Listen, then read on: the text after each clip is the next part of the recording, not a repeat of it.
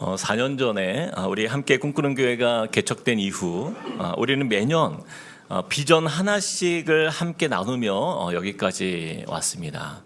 우리 한 꿈의 4가지 비전 여러분 기억하십니까? 첫 번째로는 제자 공동체, 그 다음에 하모니 공동체, 그리고 가족 공동체, 그리고 이제 올해는 무엇이라고요? 섬김 공동체입니다. 그래서 2026년 새해 첫 주 하나님께서 우리 함께 꿈꾸는 교회에 주신 4번째 비전을 좀 나누려고 합니다. 바로 섬김 공동체예요. 그렇다면 왜 우리는 이 섬김 공동체를 비전으로 삼아야 하는가? 그 이유를 이해하는 것이 너무 중요합니다. 먼저 그 출발은요, 우리의 신앙의 가장 핵심이 되는 진리가 되는 곧 하나님은 사랑이시다. 바로 여기에서 모든 것이 출발하는 것이에요. 우리 인간이 창조되어 호흡하며 살아가는 이 은혜의 출발도 하나님의 사랑에서 시작되었고요. 또한 죄로 인해 멸망받았어야 될 우리가 구원을 얻고 영생을 얻는 은혜를 누리는 이유도 바로 하나님의 사랑에서 시작된 결과라는 것이죠. 바로 이처럼 우리 신앙의 근본 진리인 하나님의 사랑이 우리의 신앙의 시작이라고 한다면 오늘 우리가 보게 될 섬김은요, 이 사랑이라는 내용을 담는 형식이라고 말씀드릴 수가 있는 거예요. 예를 들어서 사랑이 음식이라고 가정해 볼 때 여러분, 섬김은요, 그 음식을 담는 그릇이라고 표현할 수 있는 것입니다. 여러분, 음식에는 사람을 살리는 아주 많은 에너지와 영양가들이 그 안에 있잖아요. 하지만 이 아무리 좋은 음식이라 하여도 그것이 그릇이 없으면요, 전달될 수 있는 게 아니죠. 받을 수도 없는 것이죠. 이처럼 이 섬김이라는 것은요, 사랑을 전달할 수 있게 만드는 행동의 형태인 거예요. 즉, 그 사랑을 받을 수 있도록 만들어주는 도구라고 말씀드릴 수 있는 것입니다. 그래서 우리가 잘 아는 말씀, 요한복음 3장 16절 말씀에 하나님이 세상을 이처럼 어떻게 했다고요? 사랑하사. 그 사랑이 우리들에게 어떻게 행동으로 표현된 거예요? 독생자를 주셨으니. 이것이 섬김인 거예요. 이 부분을 마가복음 10장 45절에 보면 이렇게 표현합니다. 자기 목숨을 많은 사람의 대속물로 주려 함이라. 하나님의 사랑이 행동으로 실천된 거예요. 이것이 섬김이라는 거죠. 그래서 마가복음 10장 45절 전체의 이 구절을 함께 한번 읽어봅시다. 인자가 시작. 인자가 온 것은 섬김을 받으려 함이 아니라 도리어 섬기려 하고 자기의 목숨을 많은 사람의 대속물로 주려 함이라. 말씀 뒷부분에 자기의 목숨을 많은 사람의 대속물로 주려 함이라. 그러면서 이 말씀이 무엇에 대한 말씀이라고 말씀하고 있어요? 인자가 온 것은 섬기려 함이라. 바로 섬김이라는 거예요. 그러므로 사랑이라는 이 보이지 않는 정신이자 이 본질이 섬김을 통하여 형태로, 사건으로 우리에게 드러난 것이에요. 자, 그런데요, 정말 중요한 것은요, 이 섬김이 단지 이 예수님에게서만 나타난 은혜의 사건이 아니라는 것입니다. 우리 함께 요한복음 13장 15절 같이 읽어볼까요? 시작. 내가 너희에게 행한 것 같이 너희도 행하게 하려 하여 본을 보였노라. 예수님께서 왜 섬김의 본을 보이셨다고요? 내가 너희에게 행한 것 같이 너희도 그렇게 행하게 하기 위하여 내가 본을 보였다. 그러니 저와 여러분에게 있어서 섬김은요, 우리의 선택의 영역이 아닌 거예요. 예수를 믿고 따르는 성도의 생활 방식이다라는 거죠. 저를 한번 따라해 볼까요?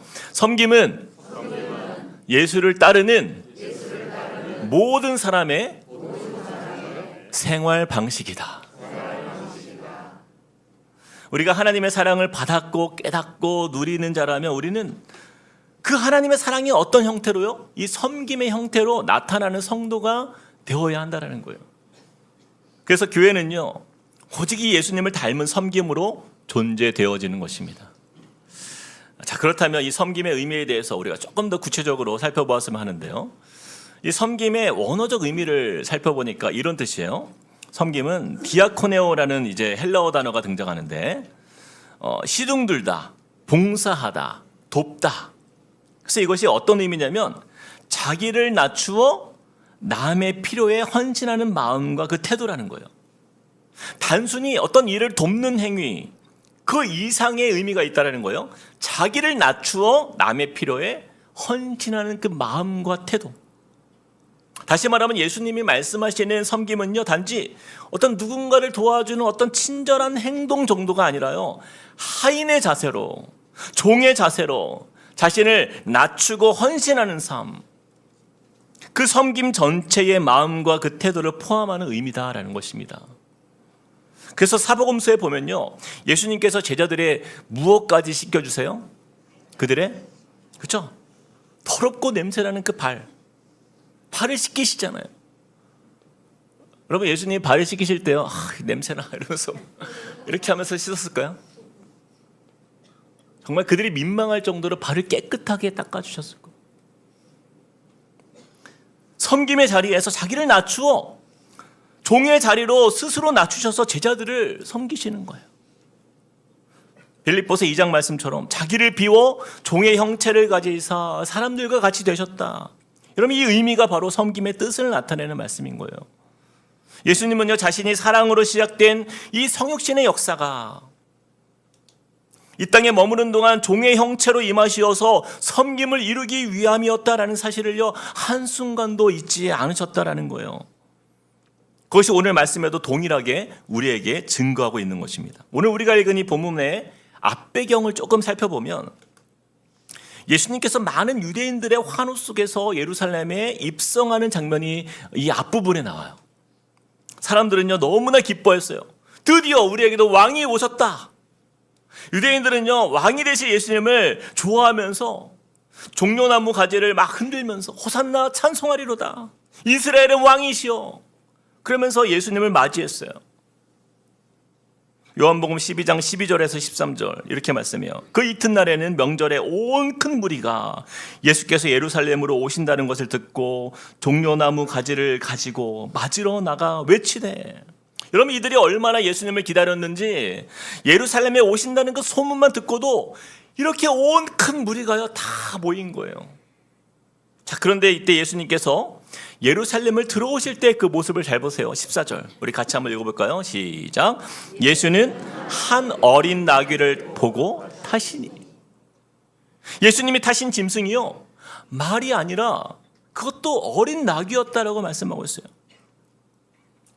본래 왕은요, 나귀를 탈까요, 안 탈까요? 절대 타지 않습니다.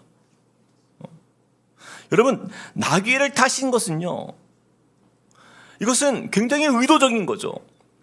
유대인들에게 무엇을 보여주기 위함이에요? 너희가 생각하는 그런 세상의 왕이 아니라는 것을 드러내는 거예요. 여러분, 세상의 왕은요, 힘과 명예 그리고 승리를 상징하는 말을 타고 전쟁에 나갑니다. 그러나 예수님은 평화와 겸손을 상징하는 그 어린 나귀를 타고 오신 거예요. 그리고 세상의 왕은요, 백성들이 왕을 위해 죽지만 예수님은 백성을 위해서 죽으시기 위해 오시지 않았습니까? 그렇게 예수님은요, 권력과 힘이 아닌 희생과 섬김으로 이 땅에 오셨음을 이 어린 나귀를 타신 모습으로 모든 사람들 앞에서 이것을 상징적으로 보여주신 거예요. 바로 이 어린 나귀를 타신 예수님의 모습은요, 우리 믿는 성도들이 어떤 섬김의 자세를 가져야 하는가를 가르쳐 주시는 말씀이라는 것이죠. 우리가 어린 나귀를 타신 예수님께로부터 먼저 배워야 할 이 섬김의 기본은요, 자기를 종처럼 낮추는 것이 먼저인 것입니다. 자, 그런데요, 한국교회를 보면 이 섬김의 자리에 있지만 이 어린 나귀를 탄 자의 마음이 아니라 칼을 높이 든 왕의 말을 탄 자의 태도를 가진 분들이 이 땅에 얼마나 많은지 모릅니다. 그것은 결코 예수님을 닮은 섬김이 아닌 것이죠. 여러분, 여기 앞에 선 제가요, 만약에 아무리 교회를 만약에 한다고 해도 제 마음의 태도가요, 마치 왕의 말을 탄 자처럼 막 교만하다고 한다면 저는요, 하나님의 영광과는 거리가 먼 사람이 되고 마는 거죠. 저는 과거에 여러 교회에서 사역하면서 이 섬김의 자리를 자랑으로 삼는 분들을 정말 많이 봤어요. 교회 안에서 내가 이런 일도 했고 나 아니었으면 교회가 큰일 날 뻔했어. 그러면서 막 자랑과 과시가 가득한 분들도 전 만나본 적이 있어요. 그러다 보니 좀 부족한 다른 성도님들을 보면요, 막 무례합니다. 그리고 막 지시하고 지적하고 막 목소리를 높이는 분들도 제가 본 적이 있어요. 섬김의 본질은 자기를 낮추는 것인데 자신의 섬김을 막 드러내고 인정받으려고 하는 마음이 앞서면요, 그 모습은 더 이상 이 예수님의 섬김과는 거리가 먼 모습이라는 거예요. 한 번은 제가 예전 교회에서 부교육자로 있을 때 제가 처음으로 교회 주보를 담당한 적이 있어요. 근데 교회가 크면요, 주보가요 이렇게 한 장이 아니에요. 6장 막.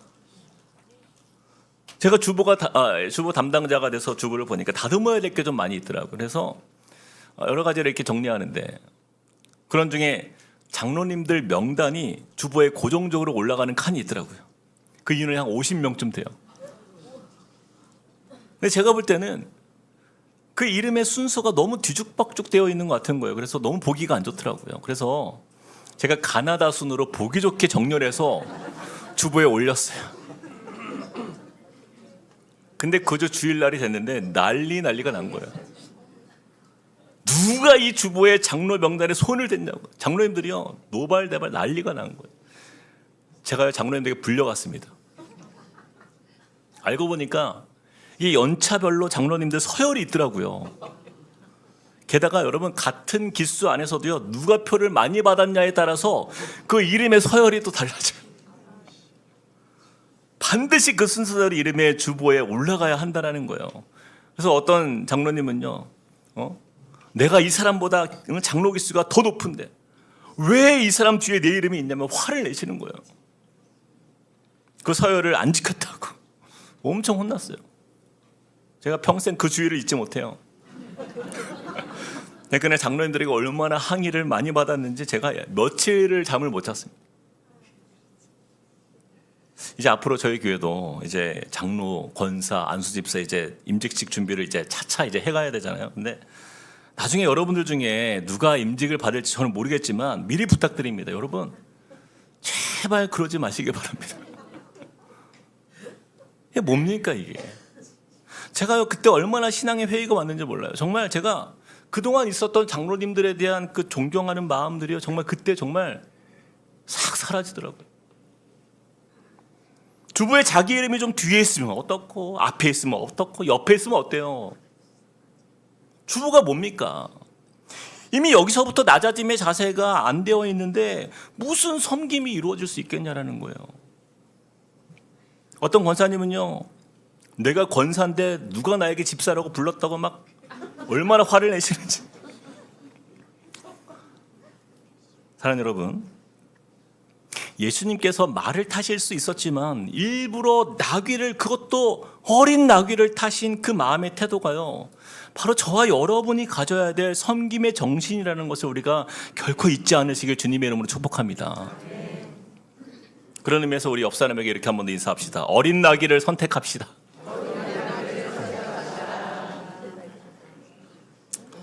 자, 이렇게 어린 나귀를 타고 예루살렘에 입성하신 예수님의 모습에 이어서, 자, 이제 오늘 본문 말씀을 보면 예수님께서 이렇게 수많은 유대인들의 지지와 환호를 받았잖아요.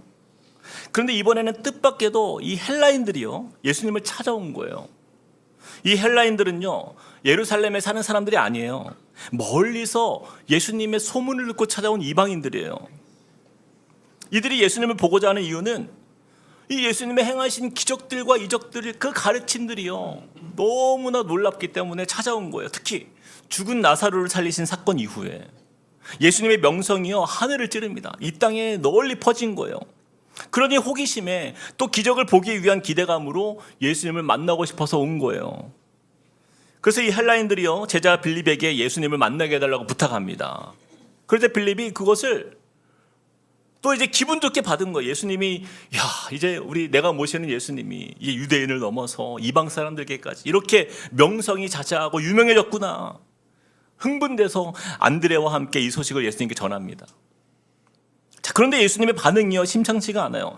이 헬라인들이 만나달라는 요청에 대해서 아무런 답변도 하지 않을 뿐만 아니라 관심도 갖지 않고요, 그들을 만나주지도 않습니다. 그리고는 제자들이 도무지 알아듣지 못할 말씀을 하세요. 23절. 예수께서 대답하여 이르시되 인자가 영광을 얻을 때가 왔도다. 그러면서요, 예수님께서 어떻게 영광을 얻느냐? 24절에 나와요. 같이 읽어볼까요? 시작. 내가 진실로 진실로 너희에게 이르노니 한 알의 밀이 땅에 떨어져 죽지 아니하면 한 알 그대로 있고 죽으면 많은 열매를 맺느니라. 여러분, 예수님의 관심을 보세요. 예수님은요, 지금 얼마나 많은 사람들이 나를 찾는가, 얼마나 다양한 민족들이 나를 따르는가, 누가 나를 인정하고 있는가, 이런 것에 전혀 관심이 없어요. 그래서 멀리서 찾아온 이 헬라인들조차도 예수님을 만나주지 않아요. 왜 그렇습니까? 그동안 예수님께서 행하신 이 섬김의 본은요, 사람들에게 인정받기 위함이 아니었기 때문이에요. 그러면 예수님의 관심은 어디에 있는 거예요? 한 알의 밀알이 죽음으로 많은 열매를 맺듯이 자신의 죽음을 통한 섬김으로 그 영광을 나타내는 것이라 말씀하십니다. 여러분, 일반적으로 세상에서의 영광은 뭐예요? 내가 잘 되는 것이에요. 더 정확하게 말하면 내가 잘 사는 데 있어요. 내가 얼마나 성공해서 사람들에게 인정과 존경을 받는가에 있잖아요. 그러나 예수님에 있어서의 영광은요, 십자가의 희생을 통해 나는 죽고 남이 사는 인생이다. 바로 여기에 영광이 있다는 거예요. 나의 헌신을 통해서 얼마나 많은 영혼들이 유익을 누리고 생명을 얻게 되고 그들이 회복과 치유를 얻게 되는가. 다시 말해서 나를 통해서 얼마나 많은 사람들이 은혜를 누리는 열매를 맺게 되는가. 이것이 바로 우리 믿는 성도의 영광이라는 것이에요. 그런데 여러분, 이런 섬김이 과연 쉬울까요? 물론 결코 쉬운 일이 아닙니다. 예수님께서도요, 자신이 밀알처럼 죽는 자리에 서는 것이 얼마나 마음에 어려움이 있었는지 27절과 28절 말씀에 이런 말씀을 남겨요. 같이 한번 읽어볼까요? 27절 시작. 지금 내 마음이 괴로우니 무슨 말을 하리요? 아버지여, 나를 구원하여 이때를 면하게 하여 주옵소서. 그러나 내가 이를 위하여 이때에 왔나이다. 아버지여, 아버지의 이름을 영광스럽게 하옵소서 하시니. 예수님은요, 한 알의 밀알처럼 희생하시는 자리, 즉 자신이 죽어야 다른 이들이 살릴 수 있는 그 섬김의 길, 바로 이 십자가를 향한 길이요, 얼마나 두렵고 고통스러운 자리인지를 솔직하게 고백하고 있는 거예요. 아버지여, 나를 구원하여 이때를 면하게 하여 주옵소서. 예수님께서 이런 간절한 기도 속에서 우리는 섬김의 길이요, 결코 쉬운 길은 아니라는 것을 보게 돼요. 그러나 예수님은 이 기도를 이렇게 마무리합니다. 그러나 내가 이를 위하여 이때에 왔나이다. 이를 위하여 왔나이다. 아버지여, 아버지의 이름을 영광스럽게 하옵소서. 여러분, 이 고백이 우리에게 큰 감동을 주는 이유는요, 예수님조차도 우리와 같이 섬김 앞에서 두려움을 느끼셨다라는 거예요. 하지만 그럼에도 불구하고 그 길을 피하지 않으셨다라는 사실입니다. 그리고 이 말씀은 오늘을 살아가는 우리에게도요, 동일하게 도전하고 있는 거예요. 여러분, 우리가 왜 섬김을 망설일까요? 왜 섬김이 어려울까요? 그 이유는요, 예수님께서 느끼셨던 그 두려움과 그 괴로움이 우리 안에도 있기 때문이에요. 섬김은요, 결코 쉬운 길이 아닙니다. 때로는 고통스럽고요, 때로는 너무나 외롭고요, 때로는요, 오해도 받고요, 때로는 대가 없이 흘려야 되는 희생이기 때문이에요. 그래서 저희 29명 분립개척할 때 우리 목사들에게 이찬수 목사님이 축복하며 노래를 불러줬어요. 당신은 오해받기 위해 태어난 사람. 축복송이에요.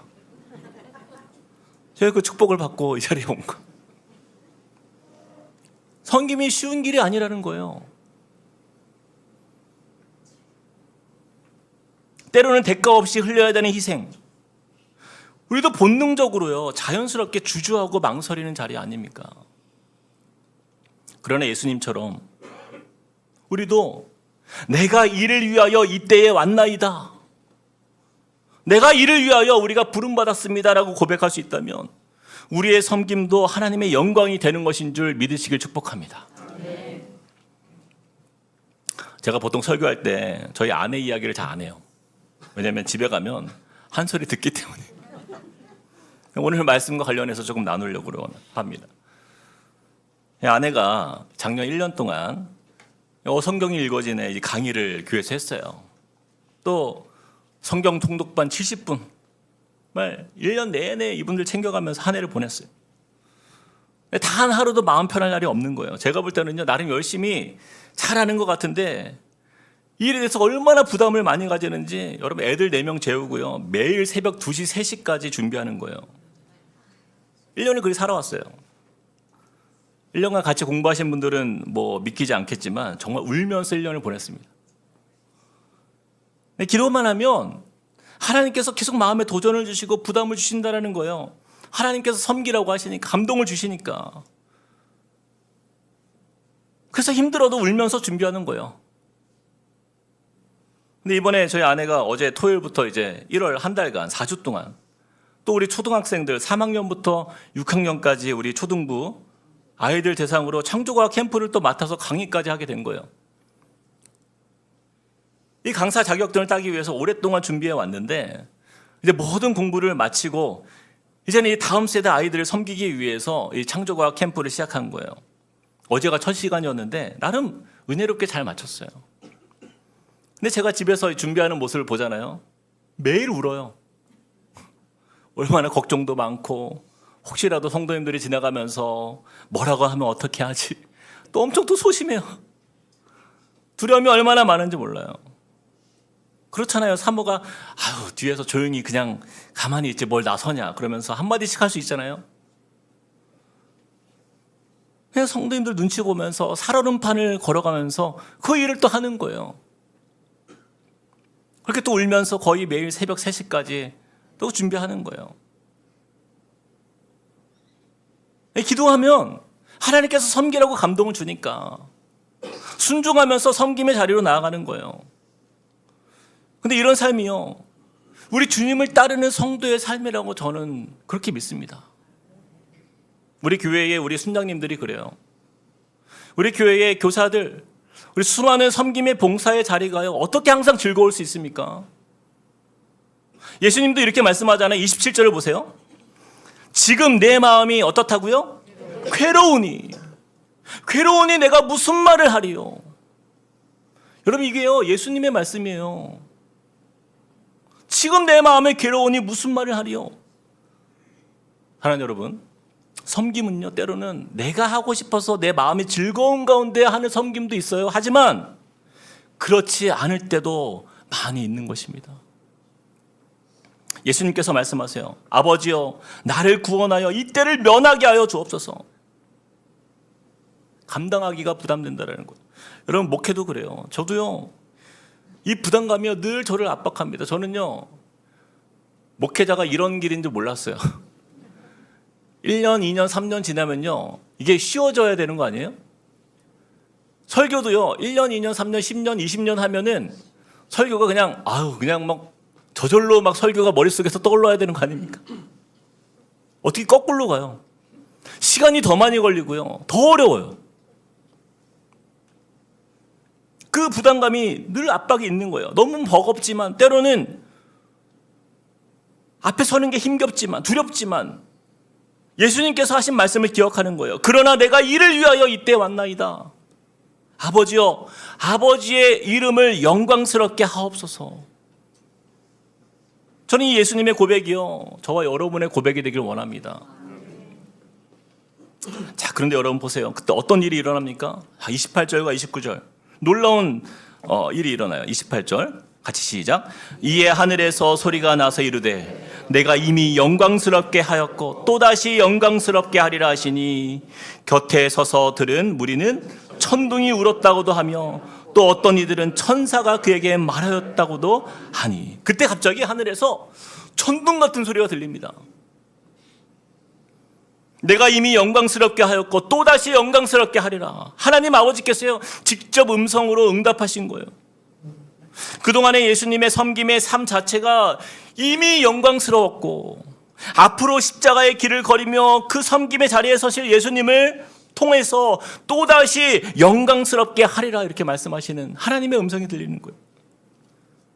예수님의 섬김은 죽음으로 끝난 것이 아니라요, 그 죽음을 통해서 인류의 구원을 이루는 그 열매를 통해 그 영광의 절정을 이루신 것입니다. 자, 그리고 30절을 보세요. 30절 예수님이 이렇게 말씀하세요. 같이 시작. 예수께서 대답하여 이르시되 이 소리가 난 것은 나를 위한 것이 아니요, 이것이 누구를 위한 것이라고요? 너희를 위한 것이라 말씀하세요. 여러분, 이 말씀이 너무나 중요한 말씀이에요. 그 섬김을 통해서 영광스럽게 하신다는 이 하나님의 음성이요, 누구를 위한 것이냐면 나를 위한 것이 아니라 너희를 위한 것이라 예수님의 말씀입니다. 다시 말하면 내가 너희에게 행한 것 같이 너희도 행하게 하려 함이라. 이 예수님의 섬김의 본을 따라서 우리가 하늘의 미랄처럼 땅에 떨어져 죽기까지 섬기는 자들에게 주시는 하나님의 음성은요, 내가 너를 영광스럽게 하겠다라는 말씀인 거예요. 우리가 기쁨으로 섬기는 자리도 하나님께서 영광 받으시지만요, 우리의 눈물로 드리는 섬김은요, 하나님께 영광이 될 뿐 아니라 또한 우리를 영화롭게 하신다는 사실을 꼭 기억하시길 축복합니다. 제가 오늘 말씀을 준비하면서 책을 한 권 읽게 되었는데, 혹시 여러분 죽 좋아하십니까? 죽. 네, 갑자기 죽 얘기를 했는데 여러분 본죽이라고 들어보셨어요? 지금은 뭐 본죽뿐만 아니라 본도시락, 뭐 본설렁탕, 전국에 약 한 1,700개 이상의 가맹점을 보유한 우리나라의 대표적인 한식 프랜차이즈 기업으로 성장했죠. 근데 이 회사를 세운 분이요, 신실한 크리스천이더라고요. 최복이 대표라는 사람인데 제가 이분의 책을 읽게 되었어요. 이 최복이 대표는요, 사실 그 젊을 때 사업의 출발이 굉장히 화려했습니다. 30대 초반에 남편과 함께 화장품 회사를 시작했는데 창업한 이후로 전국에 400여 개의 매장을 둘 정도로 성공한 젊은 CEO로 이렇게 나가요. 그런데요, IMF가 터진 거예요. 이 IMF 외환 위기가 닥치면서 하루아침에 사업이 무너졌어요. 쫄딱 망해버립니다. 그래서 이 최복희 대표가 온갖 빚에 쫓기고 갑자기 체납자가 되어서 도망다니는 신세로 전락하게 돼요. 근데 이 무너짐이요, 단지 경제적인 것에 그친 것이 아니라 이 건강도 무너지고 관계도 파산나고 마음이 완전히 그냥 무너진 거예요. 그래서 그때부터 우울증, 불면증, 신경쇠약, 환청, 자살충동, 또 뭐가 있어요? 하여튼 뭐 온갖 정신병이 그냥 다 결국 정신병원에 입원했습니다. 인생의 지하 밑바닥을 경험하게 된 거예요. 그렇게 병든 채 정신을 차려보니까 시어머니는 새벽마다 폐지를 줍고요, 빈병을 줍는 신세가 되고요, 남편은 길거리에서 호떡 장사를 하고 있는 거예요. 여러분, 이보다 더 밑바닥이 있겠습니까? 그냥 바닥으로 주저앉은 거예요. 근데 그녀가 그때부터 하나님을 붙들기 시작합니다.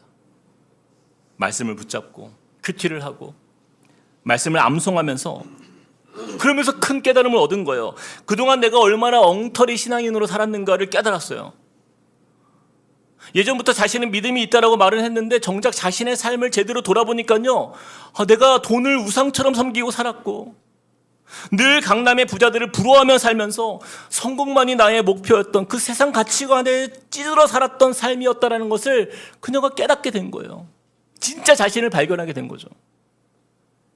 그래서 그때부터 회개하기 시작합니다. 그리고 하나님 앞에서 무너진 심령으로 하나님 앞에서 다시 돌아오게 된 거예요. 그러면서 마음의 병들이 조금씩 회복되면서 이제는 경제적으로 무너진 가정의 생계를 위해서 뭔가를 해야 되잖아요. 그래서 뭘 해야 되나 하고 있는데 남편의 권유로 죽집을 해봐라. 그래서 시작하게 된 거예요. 아니 뭐 내 인생이 이미 죽순 인생인데 내가 못할 게 뭐가 있나 싶어서 그냥 그렇게 시작한 거예요. 뭐 요리 경험도 전혀 없고. 그때부터요, 그 서울대 병원 근처의 해화역에서 이제 죽집을 처음 차려서 작은 식당을 이제 시작하게 되었는데 이때부터 죽에 미쳐서 연구하고 죽만 만들며 살았다고요. 죽을 만들다가 막 혀가 심하게 되어서 미각을 잃고 어깨에 파스가 떠나지 않을 정도 처절하게 이 밤낮을 가리지 않고 일을 하면서 죽을 연구하고 연구한 끝에 죽의 달인이 되었대요. 그래서 지금의 본죽이라는 브랜드가 여기서 시작이 되었다고 합니다. 하지만 그녀는요, 이 회사가 지금까지 성장한 그 핵심 비즈니스 전략은요, 오직 하나님의 말씀을 통해 깨달음에 그 말씀 안에서 시작되었다라고 고백해요. 그리고 그 영업 비밀의 노하우는요, 바로 섬김 경영이라는 거예요. 섬김 경영. 매니지먼트 바이 서빙. 이 섬김 경영이야말로 가장 중요한 경영 철학이 되었고 그 회사의 가치가 되었다라는 거예요. 왜 그녀가 섬김 경영으로 일을 하게 되었냐면요, 말씀을 보니까 아니 예수님이 그렇게 사신 거예요. 자신이 밑바닥까지 내려가 보니까 진짜 돈이 중요한 게 아니라 사람이 중요한 거였구나. 예수님이 우리를 섬겨주셨듯이 우리도 이렇게 섬김을 따라하면 정말 행복하겠다. 그 마음으로 이 섬김 경영이 시작된 거예요. 그래서 회사에서는요, 직원들, 가맹점 사장님들, 또 가맹점의 주방 매니저, 아르바이트까지 모두를 식구라고 부릅니다. 그러면서 서로의 관계를 상생과 협력의 관점으로 이루어 온 거예요. 어느 한 사람에도 홀대받지 않도록 내부에서부터 섬김 정신을 가지고 이렇게 협력하다 보니까 그러다 보니까 좋은 회사로 성장하더라는 거예요. 그리고 사회에 선한 영향력을 미치는 그런 하나의 공동체가 되었다라고 고백하더라고요. 특별히 이 최복희 대표가 이 섬김 경영이라는 책에서 하나님의 말씀으로부터 배우게 된 세 가지 단어가 있는데 섬김, 나눔, 무릎이에요. 예수님을 닮은 섬김, 또 받은 은혜를 세상에 나눔, 그리고 하나님의 도우심을 구하는 무릎. 근데 이 마음으로 일을 하면 할수록 하나님께서 기뻐하신다는 것을 마음에 깨달아지게 되었대요. 그리고 생각지 못한 열매들을 이루게 되었다고 합니다. 특히 이 사업을 통해서 미자립교회와 해외 선교지에 음식을 제공하는 섬김을 이루고 또 선교활동과 병원, 노인, 군선교까지 다양한 영역에서 죽을 매개로 해서 복음 선교를 이루게 되었다는 거예요. 또 본사의 수익의 일부를 또 사회복지단체나 NGO에 기부하면서 재정지원을 이어가며 많은 취약계층들 있잖아요. 저소득층. 그런 어려운 가정들을 살리는 열매를 보았다고 해요. 그래서 이 본죽의 뜻이요, 한문으로 보면 근본본자예요. 그래서 하나님께서 주신 마음, 섬김 경영의 그 근본을 잊지 않고 기본을 지키는 기업이 되자. 그래서 그렇게 지어진 이름이 본죽이래요. 제가 이 본죽의 최복희 대표가 쓴 책을 읽으면서 특히 감동이 되었던 부분은요, 이것이 우리 함께 꿈꾸는 교회가 추구하는 교회의 모습과 참 많이 비슷하다는 마음이 들었어요. 우리 교회가 이 신갈 땅에 처음 개척될 때 주변에 6개의 미자립 교회를 선정하고 또 우리 선교사님들을 후원하기 위해서 또 선교사님들을 찾고 또 이웃사랑을 실천하기 위해서 또 사랑의 반찬 나눔이나 또 지역 아동센터를 섬기면서 주위의 어려운 이웃들을 돌아보는 사역들을 같이 하지 않았습니까? 그리고 분립개척한 29개 교회들이 연합해서 저희가 해마다 꿈 넘어 꿈 사역을 통해서 이 한국 땅의 각 도시별로, 지역별로 작은 교회들 중에 그 교회들을 선정해서 작은 교회 세우기 운동을 우리가 후원하며 지금까지 해오고 있잖아요. 우리도 이런 일이요, 때로는 교회 재정상 부담이 될 때도 있죠. 그러나 이 섬김의 일을 우리가 멈출 수 없는 것은 하나님께서 우리에게 주신 이것이 사명이자 예수님을 닮은 우리 교회 공동체의 모습이기 때문이에요. 사랑하는 성도 여러분, 이 26년을 시작하는 첫 주일 여러분은 어떤 꿈을 위해 새롭게 도전하시겠습니까? 세상에 많은 사람들은요, 새해가 시작되면 자기 개발, 자기 성장을 위해서 도전하고 건강과 재정 관리를 위해서 저축의 목표를 세우고 여러 모양으로 나름 자신이 잘 살아보기 위해서 새로운 도전을 이루지 않습니까? 그러나 예수님의 제자된 저와 여러분이요, 하늘의 밀알이 땅에 떨어져 죽음으로 많은 열매를 맺는 것처럼 우리도 예수님의 본을 따라 나를 위한 삶을 넘어서서 누군가를 사랑하고 돕고 섬기는 자리를 추구하며 도전하는 한 해가 되길 원합니다. 나의 작은 섬김을 통해서요, 한 영혼이 힘을 얻고 격려를 얻고 회복을 얻는 열매를 맺을 수 있다면 여러분, 그것이 하나님께 영광이라고 말씀하고 있어요. 우리에게도 영광스러운 인생이라 말씀하십니다. 하나님께서 저와 여러분에게 언제든 여러분 이 섬김의 부담을 주실 때 여러분 그것이 어떤 것이라도 좋아요. 여러분 그 사랑의 마음을요, 섬김의 그릇에 반드시 담아내시는 여러분 되시길 축복합니다. 이를 통해서 올 한 해가 맞춰질 때에 우리 함께 꿈꾸는 교회 성도님들의 삶을 통해서 그 아름다운 열매들이 풍성하게 차고 넘쳐서 하나님 나라의 큰 기쁨이 되고 영광이 되는 그런 저와 여러분 되시길 주님의 이름으로 축복합니다. 우리 들은 말씀 기억하면서 우리 함께 찬양했으면 좋겠어요. 우리의 섬김이 더 낮은 곳으로, 우리의 고백이 더 낮은 곳으로, 우리가 섬겨야 될, 또 우리에게 섬기라 말씀하시는 그런 영혼들이 우리에게 있습니다. 가깝게는 우리 가정이고요, 또 더 나아가서는 교회 공동체 안에 있고요, 다 우리 주위에 이웃들이 있잖아요.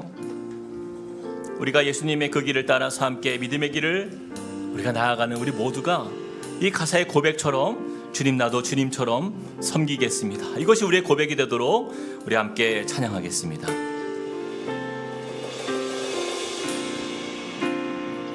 찬양합시다. 우리의 섬김이 더 낮은 곳으로, 우리의 섬김이 더 낮은 곳으로, 우리의 고백이 더 낮은 곳으로 쓰러져 있는 그들을 향해 당신이 그랬듯 더 낮은 곳으로, 한 번 더 우리의 섬김이 더 낮은 곳으로, 우리의 섬김이 더 낮은 곳으로, 우리의 고백이 더 낮은 곳으로 쓰러져 있는 그들을 향해 당신이 그랬듯 더 낮은 곳으로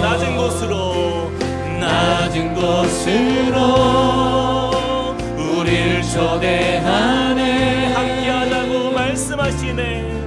함께하자고 말씀하시네. 우리도 예수 그 길을 따라 함께 가길 원하네. 주님이 우리와 함께 하시네.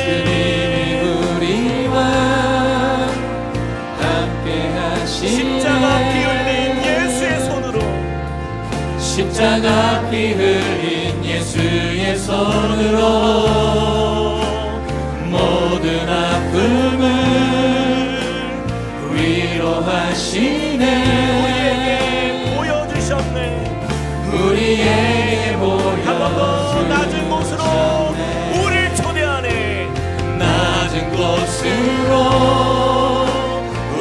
초대하네.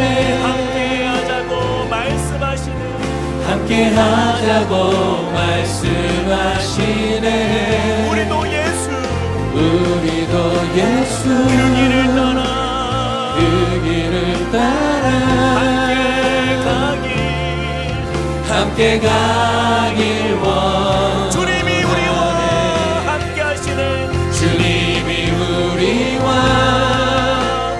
함께 하시네. 십자가 피 흘린 예수의 손으로 모든 아픔을 위로하시네. 우리에게 보여주셨네. 우리 자리에서 한번 기도할 때예요, 우리가 이렇게 기도하길 원합니다. 섬김을 선택이 아닌 우리의 생활 방식으로 살게 하여 주십시오. 우리가 예수님처럼 정말 세상에서 인정받기 위한 섬김이 아니라 하늘의 미랄처럼요, 나를 내어주는 섬김, 주님 그것을 본받길 원합니다. 어린 나귀를 타신 예수님의 마음처럼 주님 우리의 마음을 낮추고 우리가 종의 자세로 주님 한 영혼을 섬기며 공동체를 섬기며 가정을 섬기며 그렇게 교회를 섬기며 그 섬김의 자리에서 하나님의 영광을 구하는 믿음의 삶이 되게 하여 주십시오. 주님, 내 마음에, 우리의 마음에, 그 연약한 마음에 그런 예수님을 닮은 섬김의 은혜가 임하게 해달라고, 그러한 한 해가 되기를 하나님 앞에 소원하며 같이 한번 기도하며 나가시겠습니다. 주님의 은혜를 사모합니다. 주님 역사하여 주시고 함께 하시는 하나님의 말씀을 따라서 하나님 우리의 삶이 하나님 그렇게 주님을 닮은 섬김의 삶을 살기 원합니다. 주님, 우리는 연약하고 부족하지만 주님 우리는 너무나도 한없이 작고, 하나님 우리는 너무나도 우리의 심령은 하나님 정말 이렇게 미약하고, 그러나 주님께서 보이신 하나님의 그 말씀을 따라서 하나님 우리도 그 낮은 곳으로 우리의 마음을 향하기 원합니다. 하나님, 우리가 하나님의 미랄처럼 나를 내어줄 수 있는 그 섬김을 선택하는 믿음을 허락하여 주시옵소서. 하나님, 어린 나귀를 타신 예수님의 그 마음, 하나님 자기를 낮추고 하나님 그 종의 자세로 나아가는 그 섬김의 은혜, 하나님 우리도 그런 믿음의 은혜로 하나님 주님을 바라볼 수 있도록 은혜 더하여 주시옵소서. 하나님 우리의 모든 삶의 자랑과 하나님 모든 욕심을 내려놓고 하나님 우리의 삶에 하나님 오직 주님께서 보여주신 그 사랑의 은혜가 우리를 통하여서 아름답게 섬김으로 드러나도록 역사하여 주시옵소서. 아버지 하나님의 뜻이 은혜로 우리 가운데 임하시기 원합니다. 하나님 은혜를 부어주시옵소서. 주님의 은혜를 역사하여 주시옵소서. 하나님, 내가 하는 것이 아니라 주님의 일들을 보며 원합니다. 하나님, 우리는 작고 연약하지만 그 섬김의 자리에서 이루실 주님을 보게 하여 주시고, 거룩하신 주님의 말씀의 은혜로 하나님 우리의 삶 속에 놀랍게 역사하시는 은혜로 하나님 함께 하시는 그 능력으로 임하게 하여 주시옵소서. 신실하신 주님을 따라 함께 믿음으로 사는 우리 모두가 되도록 역사하여 주시옵소서. 우리 이어서 같이 한 번 더 기도할 때요,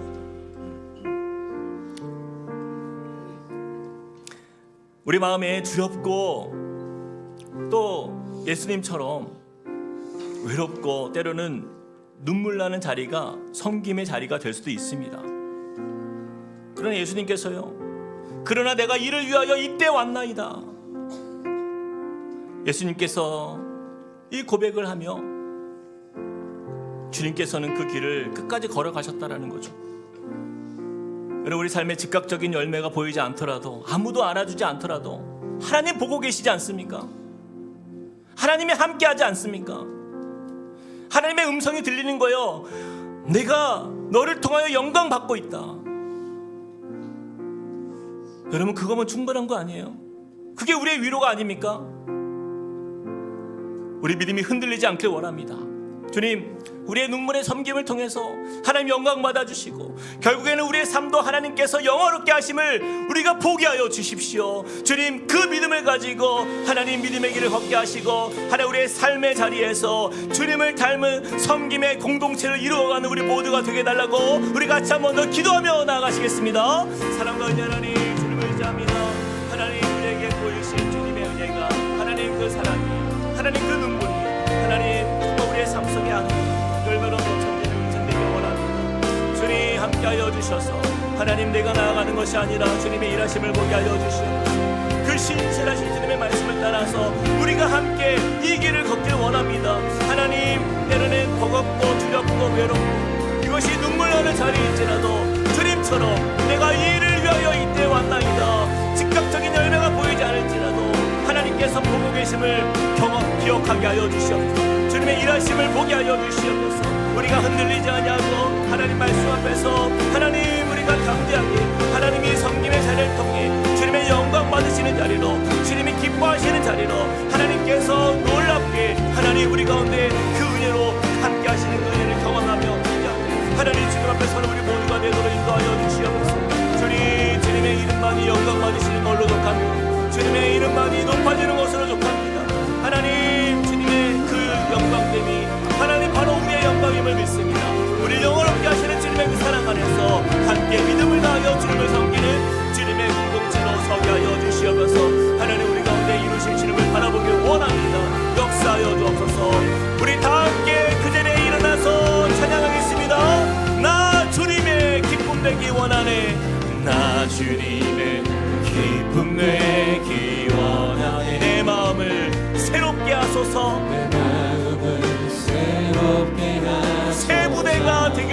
원합니다. 주님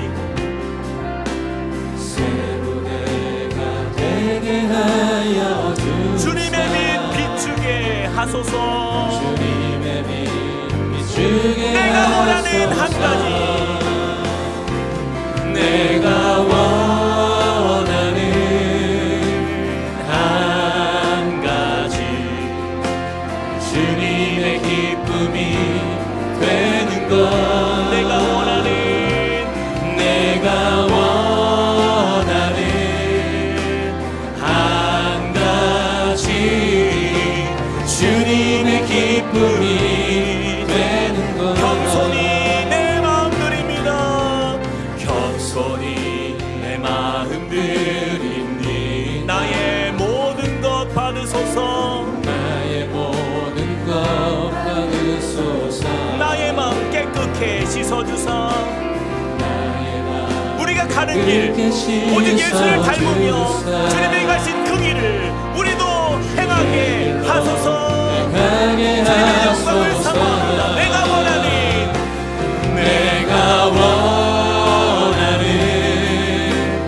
한 가지, 주님의 기쁨이 되는 것. 내가 원하는 한 가지, 주님의 기쁨이 되는 것. 나의 생명을 드리니, 나의 생명을 드리니, 주 영광 위하여 사용하옵소서. 내가 사는 날 동안 주를 찬양하며 주를 찬양, 기쁨의 기쁨의 재물 되리. 나를 받아주소서. 나를 한 번 더 고백합시다. 받아주소서. 나의 생명을 드리니, 나의 생명을 드리니, 주 영광 위하여 사용하옵소서. 내가 사는 날 동안에 주를 찬양하며 기쁨의 재물 되리. 나를 받아주소서. 나를 받아주소서. 내가 진실로 진실로 너희에게 이르노니 한 알의 밀이 땅에 떨어져 죽지 아니하면 한 알 그대로 있고 죽으면 많은 열매를 맺느니라. 아멘. 사랑과 은혜 하나님 감사합니다. 우리 함께 꿈꾸는 교회를 주님께서 이렇게 또 은혜로 함께 하시고 믿음의 공동체로, 주님을 섬기는 공동체로, 하나님의 공동체로 우리를 부르셨는데, 또한 2026년 우리가 꿈꾸는 공동체는 바로 섬김 공동체입니다. 예수님을 닮기 원합니다. 예수님이 가신 그 길을 함께 걷길 원합니다. 주님 보이신 그 섬김의 사랑이, 주님 우리의 삶을 통하여서 우리 가정과 교회와 또 이웃들에게 그 하나님의 아름다운 사랑이 섬김의 그릇에 담겨 증거되고 전해지고 나누어지는 축복의 통로가 되도록 우리를 사용하여 주시옵소서. 주님, 때로는 너무나 버겁고 때로는 외롭고 때로는 그것이 눈물 나는 자리일지라도 주님께서 그러나 내가 이를 위하여 왔나이다 말씀하신 그 말씀처럼, 주님 우리가 이 땅에 살아가는 그 이유가 바로 그렇게 살라 말씀하시니 우리가 순종합니다. 주님의 뜻을 이루는 삶이 되기를 원합니다.